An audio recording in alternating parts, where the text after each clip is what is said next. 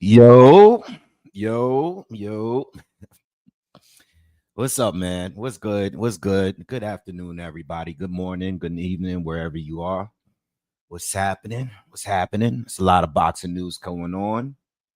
So I'm gonna chime in on a few topics today.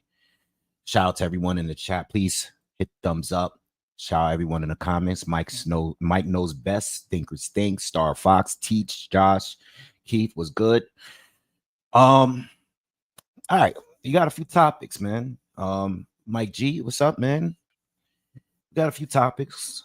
All right, I'm gonna try to keep it short today. There's a lot more topics I want to talk. I'm gonna make a couple videos too on the side, separately. I know I've been getting your requests, especially in the DMs on Instagram.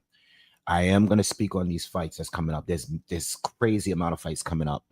And I'm definitely, I have a scheduled right here of all the fights and the schedule of everything coming up. So everybody's asking me about Dubois. I've seen the comments about Dubois and Parker breakdown.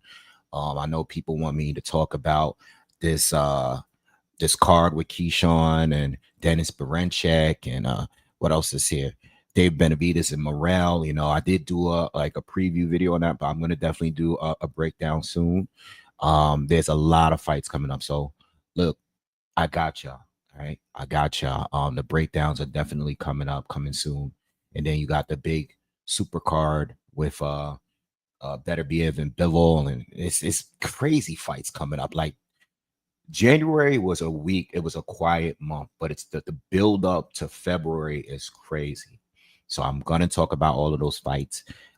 There's a lot of fights I have on my schedule. I don't know if I'm going to get through a breakdown for every one of them because there's smaller fights here too. Like you got Jesus Ramos against Jason Rosario half here. I got Adam Azim against Sergey Olympians. I got Willie Hutchinson versus Zach. There's like little sneaky fights that's coming up. That's good. You know what I'm saying? I definitely want to talk about what's this fight that just got announced? Regis Prograis against what's this guy's name? Damn, I was just thinking about it this morning. Damn. But that fight is coming up. Oscar Duarte. Yeah, Oscar Duarte. So there's like a lot of good sneaky fights coming up too that I'm definitely gonna do breakdowns for, or try to in between. There's a lot of big fights, but there's those little fights in between that are good fights as well on the card and all that. What's up, everyone? AO, what's up, Will? Andreech, what's up, Pierre? What's happening? And so we're gonna discuss all that. All right. But I'm not gonna try to be on for too long today. So I want to get straight into it. All right. Again, please hit the thumbs up if you haven't already. All right. So look. Let's start out with Conor Benn and Chris Eubank. It's all over YouTube. In the UK, people say what they want, and the UK is a big fight. I know here in America, we don't really care about it like that. A lot of people don't. I do. I think the one thing I'm looking forward to for this fight is Chris Eubank and his trash talking, because I actually think he's the best over there right now. I think he's the best. I look forward to it. I don't think it's going to be as funny as it was the first time. Because the first time, Chris Eubank was like Tony Harrison level of funny. He was hilarious. So regardless of how I feel about him and his career and all of that, he's a funny dude. I look forward to that. I know they really don't like each other and stuff. So I look forward to it. And I do look forward to the fight. You know why I look forward to the fight? Like, I'm not crazy about the fight. I'm not crazy about the fight itself, but I'm waiting for them to just get it over with. You know what I mean? Because it's just time that's wasted. Because ever since Conor, like, I won't say the first time, right? And the first time was like, it's been a couple of years now, right? It's been like everything fell apart because the first fight didn't go down. So when the first fight didn't go down because Conor Benn, and this was like at the last man, he popped on the week of the fight, right? When he popped, Eubank went on to fight Liam Smith, and then Liam Smith randomly knocked him out, right? And we covered it then. There was an elbow and then a little exchange and stuff, but he knocked him out. So everything just shut down with that fight, right? Conor Benn, he's all the stuff with the eggs, and he was suspended, and the BOC and all of this stuff, the suspensions. Can he fight? Can he not fight? Leaving out the country to fight. It just held everything up. And then Eubank, he went on and did his rematch with Liam Smith, and he picked up Bomac, right? Picked up Bomac. I personally still think to this day, I know Liam Smith, I'm not saying he's he's definitely world level. He's proven to be world level. But at this stage of his career, it's like, it was supposed to be a tune-up. Let's be real. It was supposed to be a tune-up. And Liam Smith had to go from 54 to 160 to fight Chris. So him winning that fight was a super major upset, right? But that fight Eubank had with Liam Smith was the best I think he ever looked in a fight. I honestly think like the way he was boxing in that fight, whatever they were doing with Bomac, boom, that was great. But what happens? Bomac get hit with a gun charge out in the UK on his way back to the States. Crazy. Like this whole, like I think a lot of us forgot about that. Yo, this whole fight was a disaster. It was a complete shit show. Eubank and Conor Benn was a complete shit show in 2023. Everything on both ends went to shit. Complete shit from both sides. Ben can't get a fight. And then I think when Conor Benn finally got a fight, he fought like in a small arena somewhere against Rodolfo Orozco at 54. And I mean, he looks the same, but he couldn't hurt this guy, And then he going for Peter Dobson, Pistol Pete. And same thing with there. That was there was moments in the fight where I'm like, yo, Dobson's coming back. Dobson coming. This is crazy. So it's been a rough time for both of these guys since that fight fell apart. So in a way, I want them to get it over with. Like, like I want to see the fight, but I want them to just get it over with and move on. Because Chris is getting up there. He's in his mid-30s. And Conor, he's still got his whole career ahead of him. So whether he wins or loses this fight, I want to see what the guy is going to do next. Because it's just been way too much time that we wasted on this fight. So that's why I really want to see a fight. Like I do want to see it. But there's so many good fights on this schedule that it's not like at the top of my list of fights that I want to see, but I do want it to happen so they can both move on. If Chris wins, I don't know what's going to happen, but I know he's looking for a big payday. So maybe he will finally fight one of these guys at 60, one of them, whether it's Lara, whether it's Shiraz, whether it's Janenbeck, you know what I mean? Whether it's this Carlos Adames, you know what I'm saying? One of those guys, if he does win, but if he loses to Conor Benn, who has to move up to 160 now. There's no catch weight, but supposedly they agreeing on some kind of rehydration clause. So Chris Eubank don't just come in fighting as a light heavy or even, heavier, you know what I mean? So, and I get that. I don't mind that. I don't mind the rehydration clauses. But what I didn't like was, I think in the first fight, there was a 157 catch weight and a rehydration clause. And we know that Chris Eubank has not fought below 160. So for him to do that in his 30s, coming back down, he's going to be super drained. So now I like how everything stack up better now, because now it's at 160, but there's a rehydration clause.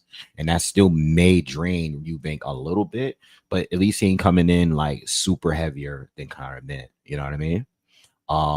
Yeah, so I that's how I feel about that. Shout out to everyone that's here, man. Appreciate you, AO.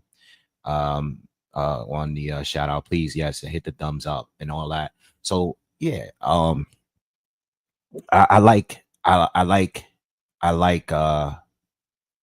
the fight is now. I just hope it really goes down. I hope there's no other issues. I don't think there will be, but I am like happy that it's happening, so these guys can move on, because I still want to see Eubank at least fight for a title at 160. I know the fights are dangerous, but I want to see it. And I do think he should go back with Bomac. All right. I think he should probably, I don't think he will, but I think based on his performance against Liam Smith, I would have liked him to, I would have allowed him to just go to the States and train. You know what I mean? If that's even a possibility. Maybe not, but I liked how he looked in that fight. I didn't like when he was with Roy Jones. And Roy Jones is my guy. That's my favorite. You know, he's legendary to me. He's him and Tyson tied for two favorite fighters of all time. But as a trainer, I don't think Eubank style worked out too well as a Roy Jones, that Roy Jones style. You know, I know he's super athletic. You know, I know he's powerful, but he was fighting like Roy, and I don't think you got to be a freak of nature. Like Roy's style fits for him and him only. And Eubank, it was good, but it wasn't complete. You know, he just didn't have it. He didn't have the defense. He just didn't have the speed. He didn't even have the power, you know, to fight like Roy. You know what I mean? And I like I liked him when he was with Bomac in that one fight. You feel me? So I think moving forward, you know, that would be the best way, but I don't think that's gonna work. All right, against Connor. And more in a fight. I just think that, you know, Connor's style is very aggressive. He comes in, he's super explosive, but you know, he's kind of reckless. Like if you can beat him. Another thing too, this is an important point. This is a point important about Connor. Connor hasn't proven that to be powerful above 47. He hasn't, his power is not proven above 47. His power was never proven against any of the elite at 47. So as hard as that punching bag sounds when he's in the gym and when he's hitting the mitts, how loud it sounds. And yes, he got some crazy knockouts and all that. You know, against Hearden and Algieri, crazy knockouts.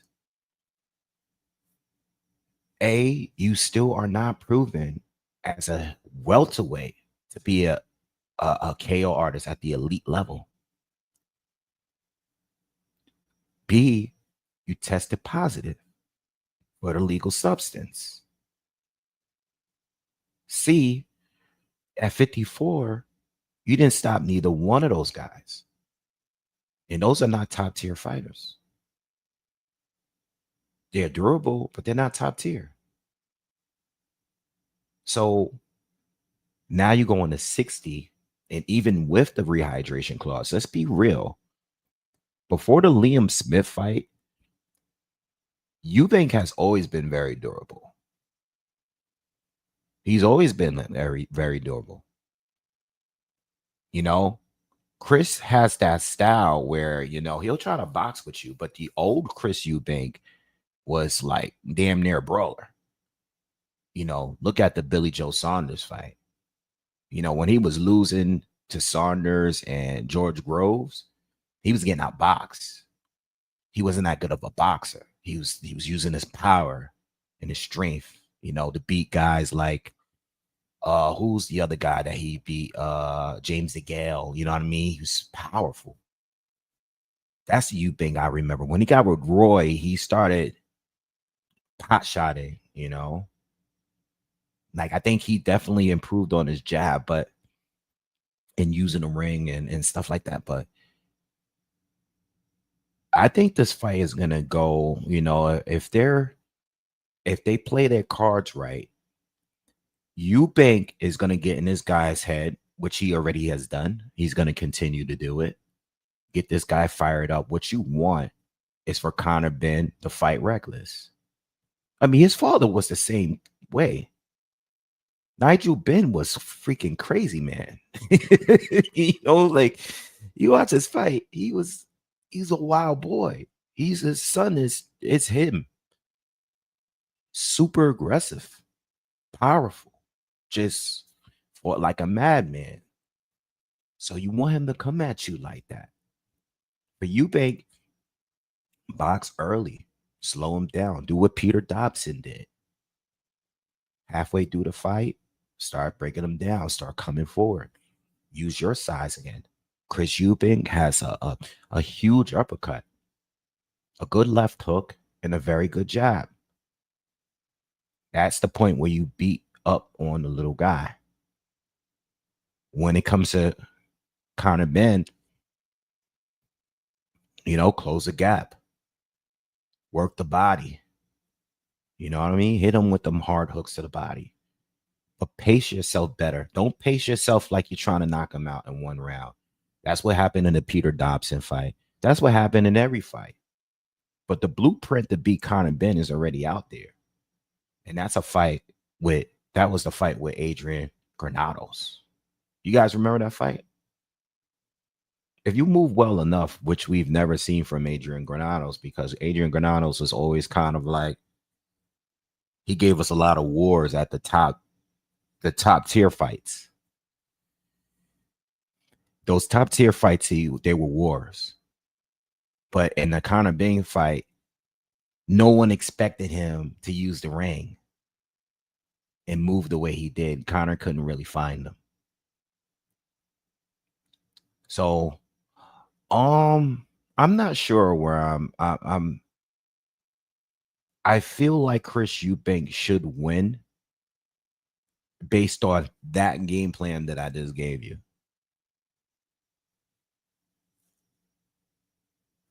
But I do feel like Conor Benn, him being explosive, powerful. I know he's smaller, but even if he's not as big as a puncher as they sold him as, which I don't think he is, I still think he has enough power to get to Chris and hurt him. You know what I mean? We'll see. We'll see. Yes, Chris Eubank Sr. was very, very good. He was very, very good. Chris Eubank Sr. I mean, out of these four, I think he, and I'm including Nigel. I mean, obviously he beat Nigel, but Chris Eubank was very impressive. He's a very good boxer. All right. So that's my thoughts on that. All right. I'm gonna go back and cover the topic that I missed. All right. There was a week, maybe a couple weeks ago, maybe 2 weeks ago. It was after, maybe the week after Usyk had beat Tyson Fury, maybe a week or two after. And everybody's talking about it. And Tim Bradley had a viral moment. Tim Bradley has a new YouTube channel that I watch. All right. Glad he's on YouTube. I like when the boxers are on YouTube. I used to like when Chris Bird used to make YouTube videos, tutorial videos and all that. Like, I like when Paulie got on here. Like, I like when the boxers get on here, because I think that they could tell it from a boxer's perspective, not like just like a regular boxer. There's a lot of people that box, like I box, so I know what I'm talking about. There's a lot of people that say that. No, I like when the Hall of Famers get on here and talk, because for two reasons. A, they can tell it from their experiences of fighting at the highest level, something that the fans or people that box can't do. And B, they can prove how wrong they are too. With their boxing knowledge, they can be wrong too. Anybody can be wrong. Anybody, doesn't matter who you are. So I like when the boxers come on here, because they give us great points. They make us learn, and they bring up some things, and they tell stories. That's my favorite part of when the boxers get involved in making content. They tell us great stories. They go into detail. They go into depth about their fights, or any fights that they were involved in. But they also go on here, and sometimes they say things that's like, what? Like, you know what I mean? And when it comes to Tim Bradley in that video, people have been asking me. I got a couple DMs for people they wanted me to speak on this. And I saw it, and I'm like, like not for nothing, but I already gave y'all my thoughts on Usyk after he beat Fury the first time. I told you right there, like Usyk is one of the greats. I mean, look, I saw the video with Bradley. He doesn't think Usyk is an all-time great. And then everybody, and I think people went weeks with just trying to break it down and expose them, like posting videos of Tim saying that Fury is an all-time great already. And if you beat an all-time guy, if you beat a guy you think is all-time great, that makes you all-time great too. Like, I get those points. I disagree with Tim Bradley. I do believe that he's clearly an all-time great. Like Usyk is clearly an all-time great. Okay, he's had a phenomenal career. And there's a few things, like, for example, I think Bradley brought up the fact that he's only had let me bring him up. He's brought up the fact that Usyk has only 23 pro fights, right? You put up here in BoxRec. So he brought up that point, like how do a guy that has that low amount of fights?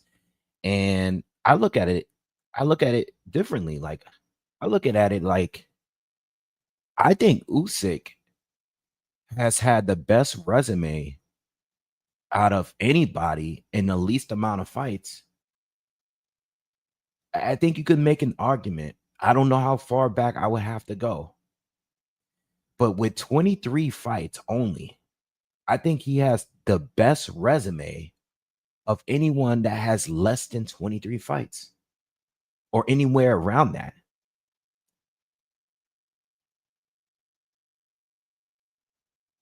You know what I mean? Like, so for when Tim made that point, I said to myself, no, I think that the fact that Usyk only has 23 fights and was able to beat Fury twice, Dubois, who's that win has aged very well, even though very controversial, and I feel people that want the rematch.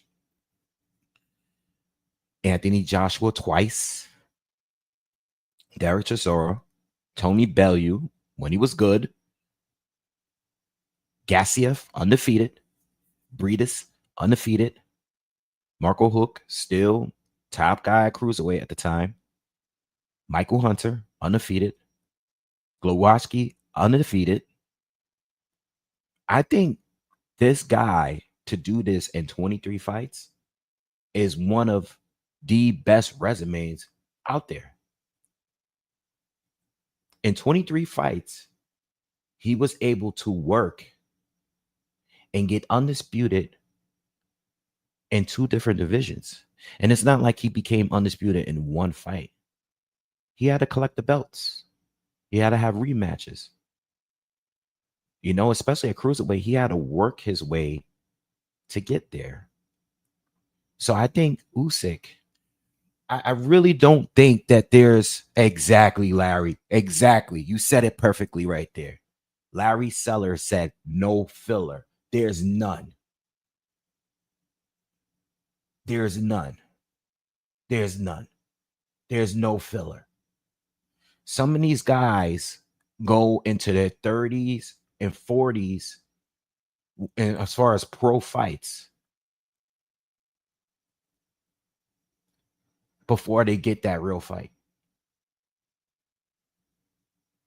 When you look at like Wilder or I don't want to, I was going to say Canelo. I don't want to say Canelo because Canelo started pro at 15. So he wasn't the amateur that this guy was. So that would be a terrible example.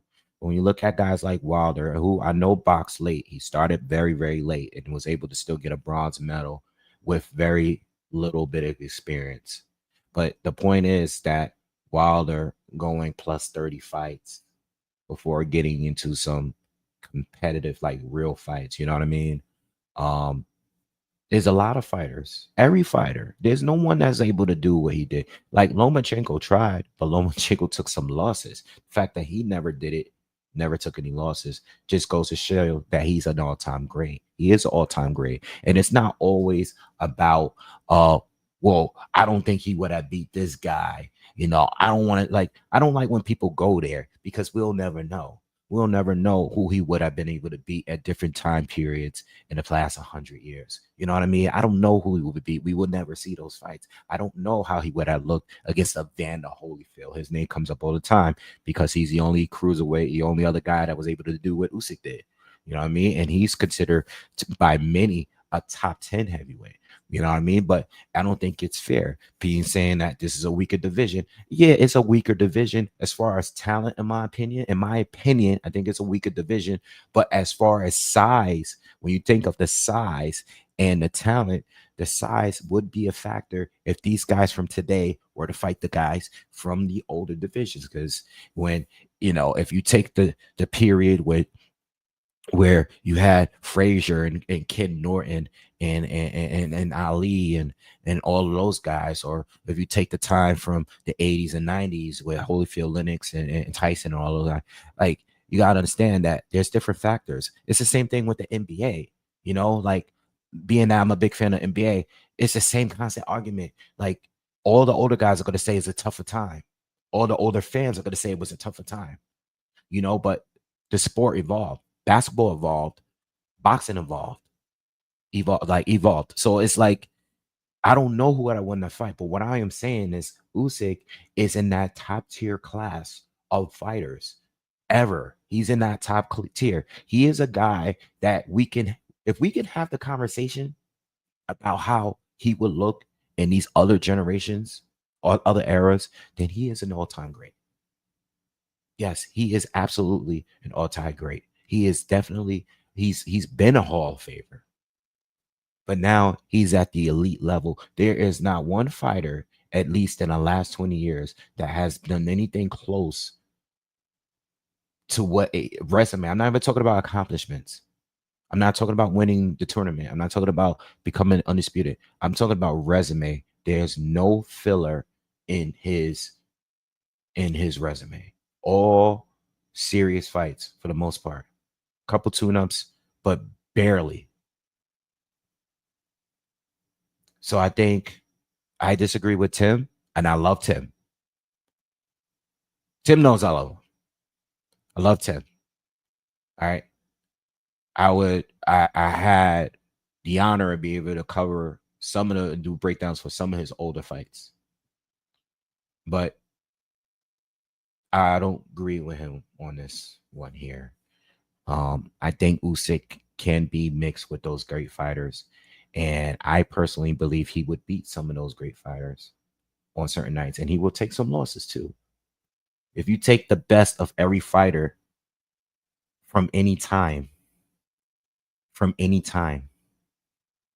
you know what I mean? If we're going all the way back to Joe Louis, Jack Johnson, Rocky Marciano, if we're going to Ali, if we're going to whatever, Foreman, we're going to Tyson, whatever time you're gonna pull from, and you put everybody together in their primes, fighters are gonna take L's. But we can never do that.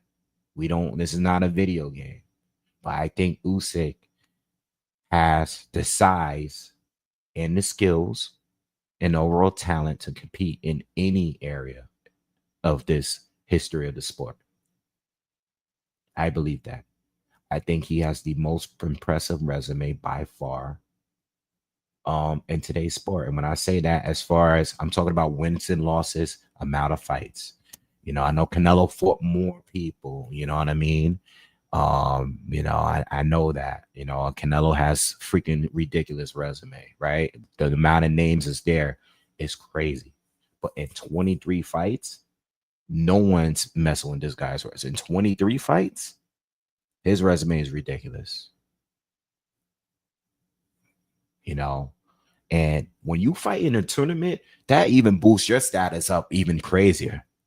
When you do a tournament in a tough division, because cruiserweight right now ain't shit compared to that cruiserweight in 5 years ago, 5+ years ago. That cruiserweight division with all those Gassiev and all of them, when they were undefeated, Dorticos undefeated, Breeders undefeated. Like, you think I like Jai, no disrespect. I like Jai. That's my guy. You think he would have beat Breeders 6 years ago? He barely beat him old now, old and inactive. Barely won. Got his jaw broken. You think Jai just walked through Michael Hunter and all of them? Like is nothing? Hell no. You think Jai is just laying these guys out like the way he's laying these guys out right now? Absolutely not. In that tournament, no. That tournament, especially that one, that tournament and the one at 40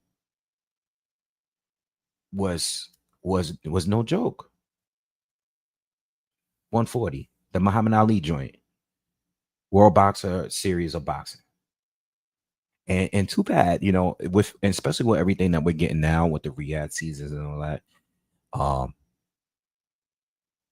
It's great, but before this all happened, what happened in 2024 with Turkey Al Sheikh and everything, I think the tournament was one of the best things that was happening in boxing. It's just that no one was checking for him because the only fighters that was getting involved in it was, a lot of the Europeans.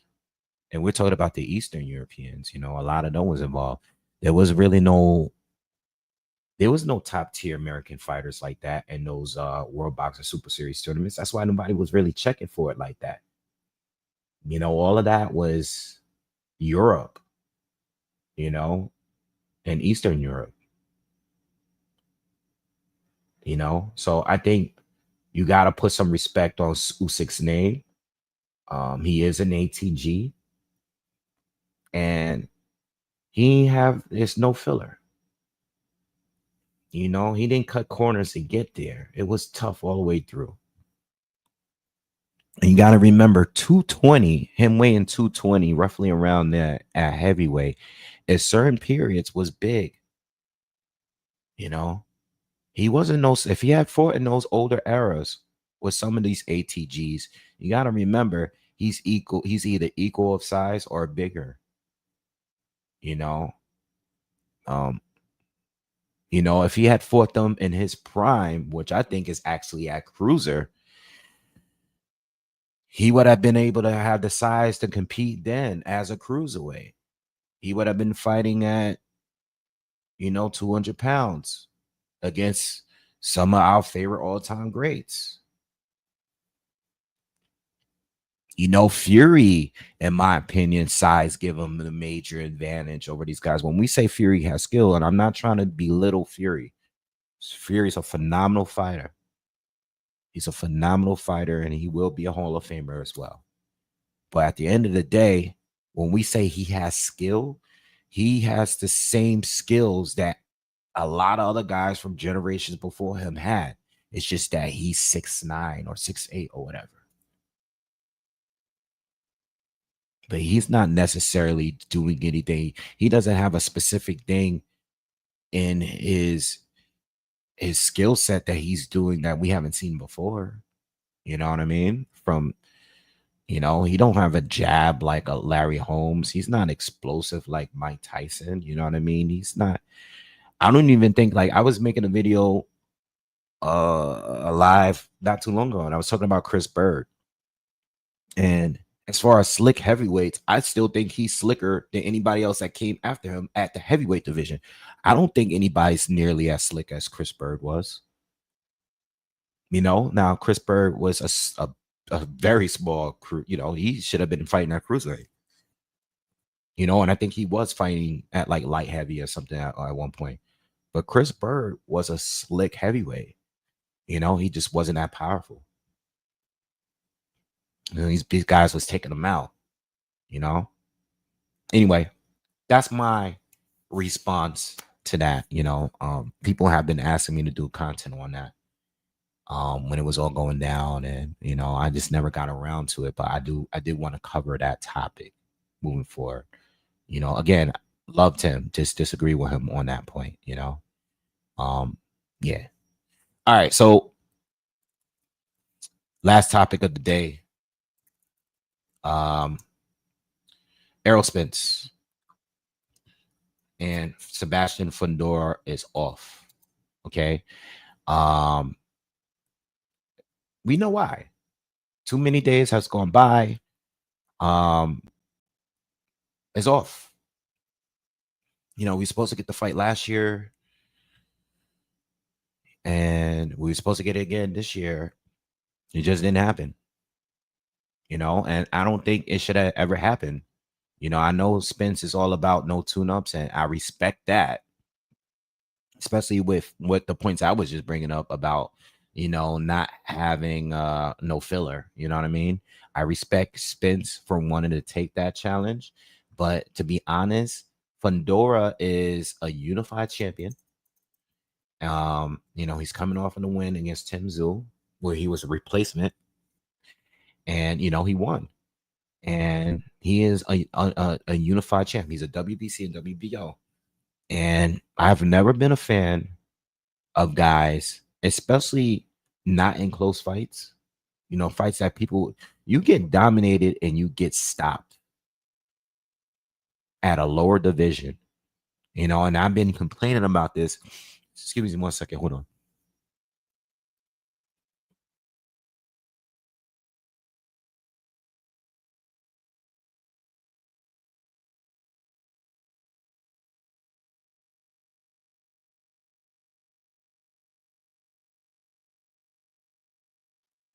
All right. I've been complaining about this with 140 in the WBA, right? How that title has been just getting passed around to all these guys coming off losses and stuff, like Rolly Romero, for example. You know, you get knocked out by Tank, but out of nowhere, you go to 140 and get a title shot. So the WBO wasn't going to sanction that fight, but they weren't going to strip Fundora neither. You know, and I have a problem with that. No, I know Spence is good, and I know he only had one loss, but you don't get rewarded with another title shot moving up, and you're not just fighting in a new division, but you're also coming off a bad beatdown. You know, you didn't just lose in a close fight on points. It was a domination. You know what I mean? I just don't think that fight was the right fight. Even if you think Spence would have won, who knows where Spence is at mentally, physically right now? We don't know. You know what I mean? And for the people that's still saying, like, you know, Bud only beat him because of the car accident and all of this stuff, like, even with all the other fights he had after that with Ugas and Garcia. So wait a minute, like, he got into a car accident. He got into a couple car accidents, right? He loses to Bud bad, gets beat down, goes inactive, right? Because it's been what, a year and a half? It's been 18 months now. And you want him to fight for a unification fight in his first fight on the way up? Like, it doesn't make sense to me. It never made sense to me, you know? If anything, Crawford should have got that fight. You know what I mean? Even though I think you know, the Matrimonial fight was a tough fight, right? Clearly. But anyway, look, this fight is off. All right. It's just been too much time. I think Spence did tweet. Let me look it up. I think Errol Spence did say a tweet about, you know, so I think someone asked him, when is he coming back, or, you know, whatever.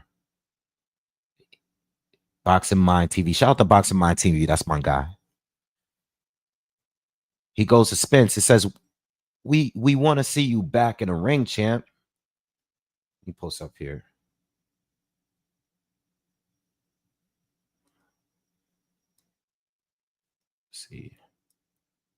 Let me pull up. Yeah. So right here, Boxing Mind. We want to see you back in the ring, champ. Yeah, it's Errol Spence. And then Errol says, I'll be back when I'm ready. Notice the capitalization of I'm, like when I'm ready. What does that mean? You know, I'm not trying to decode stuff and all that, but are you saying you weren't ready? You know, or are you just replying to him saying that I don't care what the fans want me back. I'm gonna come back when I'm ready to come back. You know, I don't know what this means. You know what I mean? So I don't know what's up with Spence, but I'm gonna tell you like this, man. I think for Spence, and this goes, and I say this all the time with a lot of these fighters, just be active. I know you want to have no tune-ups and all of this stuff. That sounds good. But right now, it just looks like you're waiting around for a big bag to come and then you'll join up. You know what I mean? It doesn't seem like you're really loving the sport. You know what I mean? Like Tank was saying that recently, and then there's other fighters too. You'll get a phone call for a big bag, you'll join. But it doesn't seem like you really love the sport. You really want to be dedicated to sport right now. You know, it doesn't seem like that. I think he lost his hunger and he might have lost his drive and he might have lost his spirit overall from losing the way he did. You know what I mean? He just might not have it no more. He really might not have it no more. You know, and right now they're saying that Charles Conwell is going to be the replacement fighter, which would be a good fight because Charles Conwell has been, you know, one of those guys at 54 who's highly ranked, but he's been under the radar all this time. So Charles Conwell might be the next guy, or it might be a Jamel Charlo, who I ain't mad at would be Charlo because even though he's inactive at 54 for a very, very long time, he went up to fight Canelo, and you know, he pretty much lost his belts. He's inactive too. Let me look him up. We did see him last year or the year before that. Yeah, damn, it's been since 2023 since the last time we seen Jamel Charlo in the ring. All right. 35 wins, 2 defeats, 1 draw. Damn, the fight with Canelo was in September of 2023.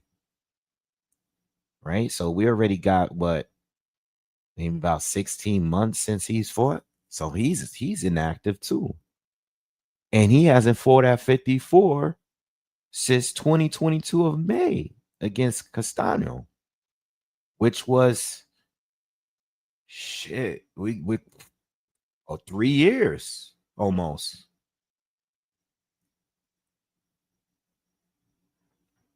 Damn. Look how time flies. I remember that unification, that undisputed fight. And that fight was nearly 3. I mean, by the time he gets back in the ring, it's gonna be 3 years because we're already in January. We're midway through January. Charlo is super inactive. 1 fight in 2023, 1 fight in 2022, 1 fight in 2021, 1 fight in 2020. The last time he fought multiple times in 1 year was in 2019. That's a long time ago. You know, that's a very long time ago. And that was when he lost to Tony Harrison. I was at that fight. No, I was at the first fight, not the second one. Yeah, so I get it. Like, you know, if Fundora is to fight Jamel, you know, Jamel technically never lost he did lose at one point, but the last fight he had at 54 as undisputed was against Brian Castano. And that was that. You know what I mean?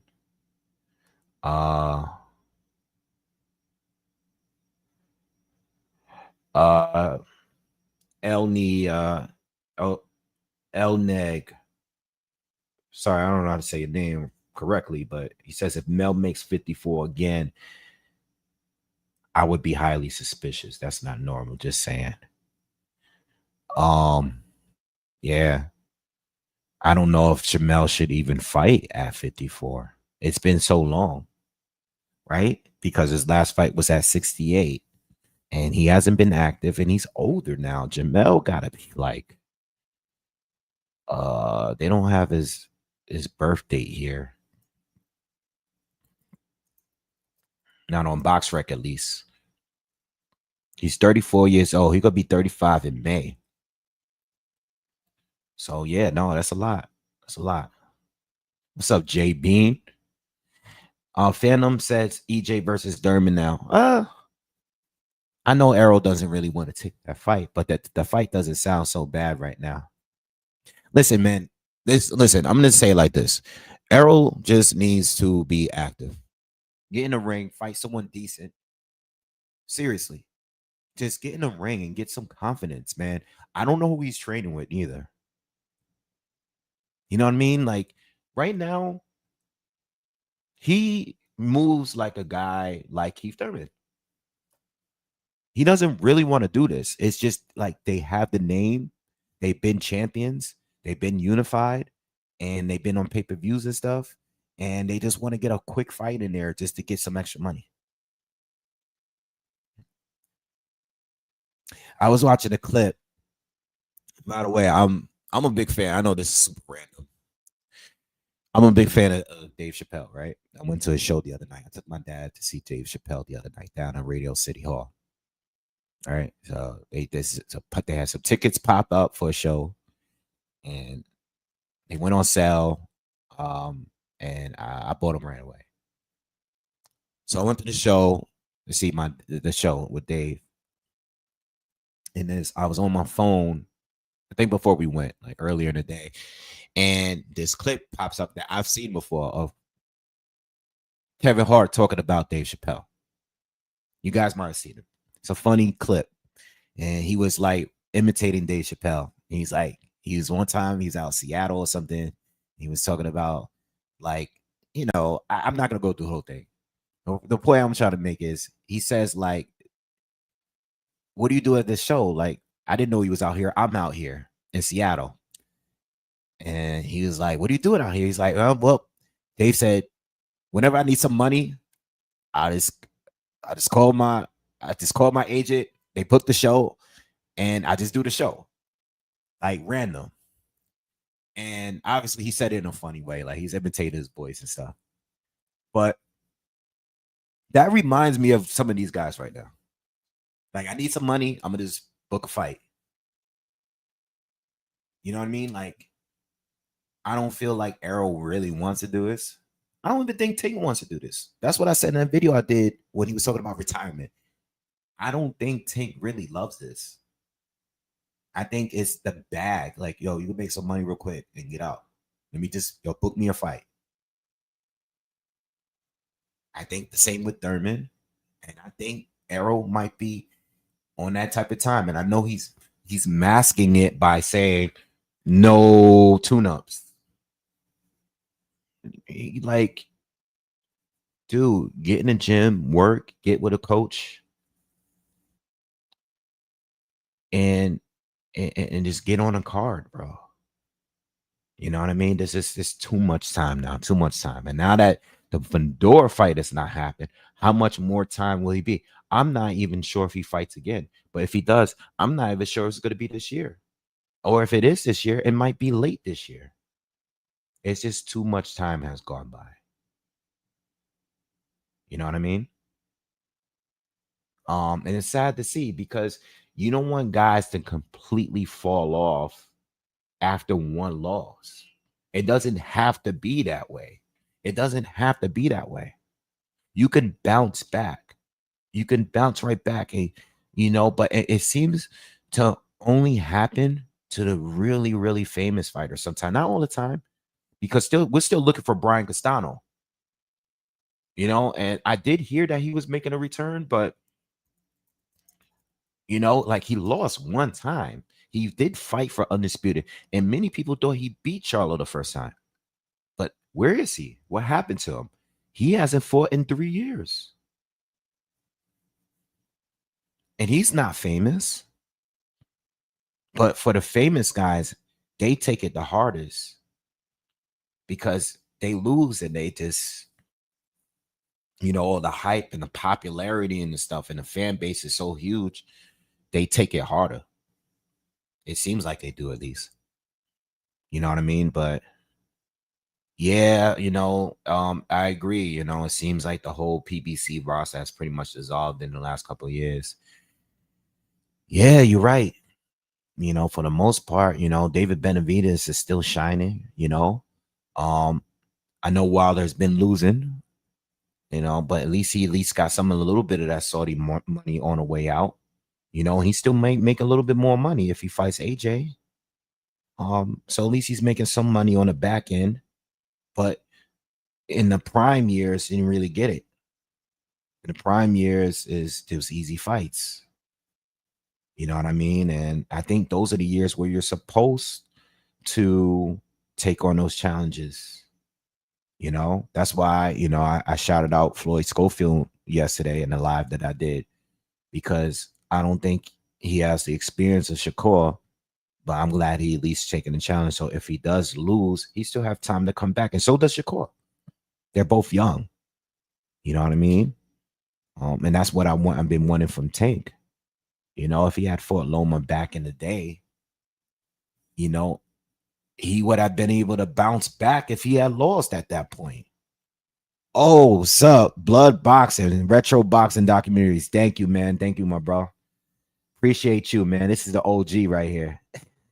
This is the OG.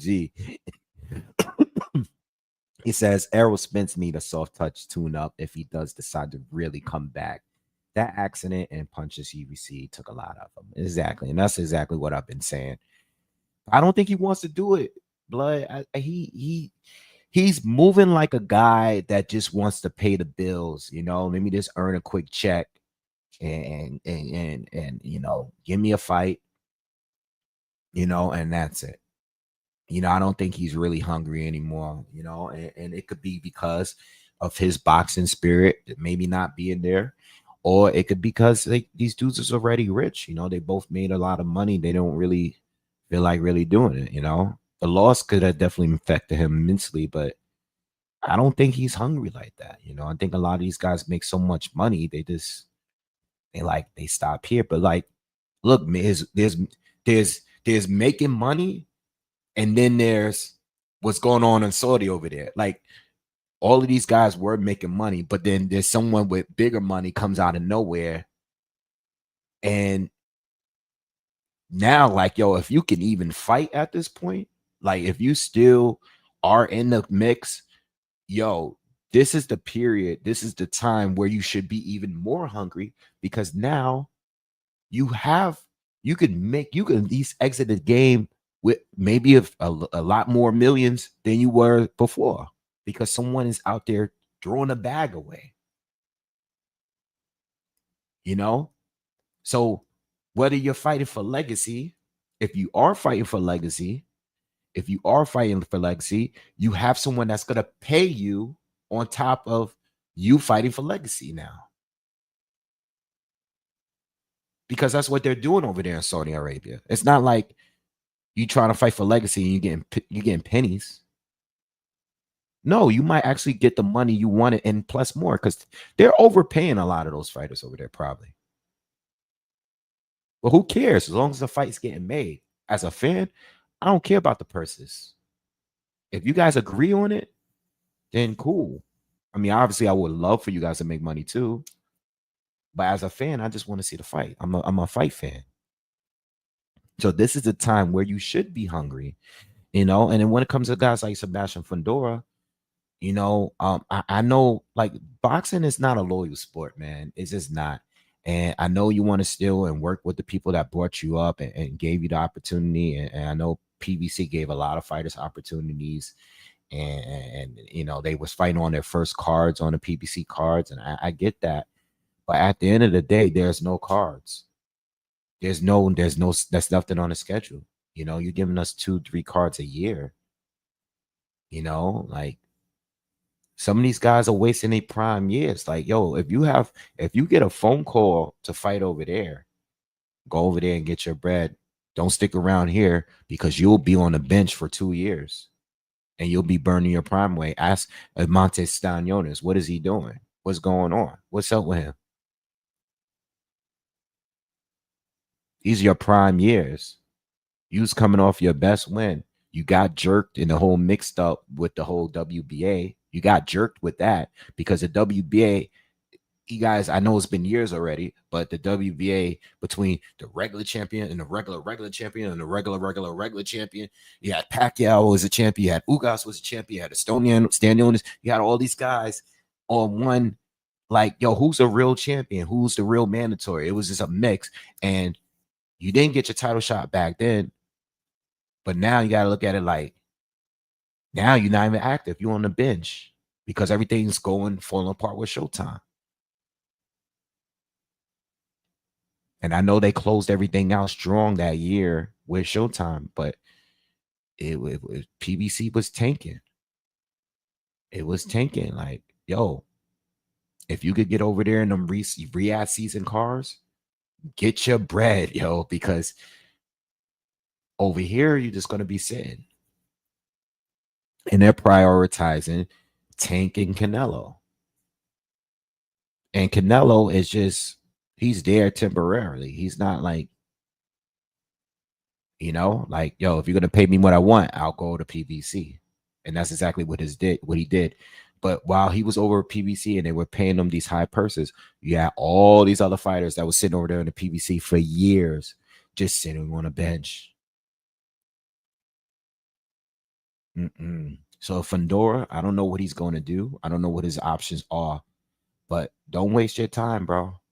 You have the titles, you know, fight your mandatories, you know, do whatever you got to do, get a unification.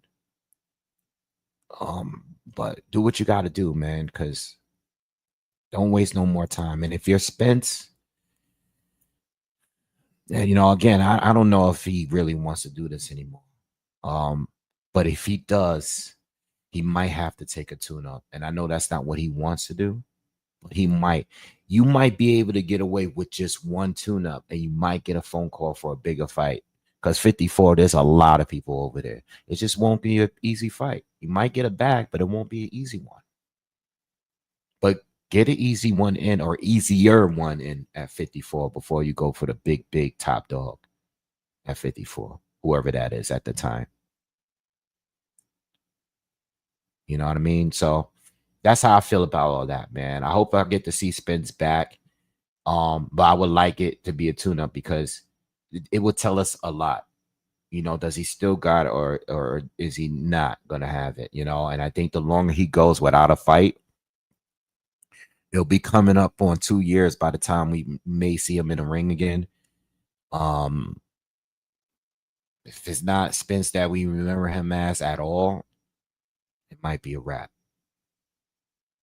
And Fundora, I think Fundora is dangerous. I know he's been knocked out before. But him winning that Tim Tszyu fight was big. And I still think he's dangerous for a lot of people. You know? All right. So I'm gonna leave it at that, man. Please hit the thumbs up on your way out. I'm gonna get on out of here, man. I have a lot of stuff to do today. Have a good weekend, everybody. All right, and I'll see you guys on the next video. Please subscribe to the channel if you haven't already as well. All right, peace.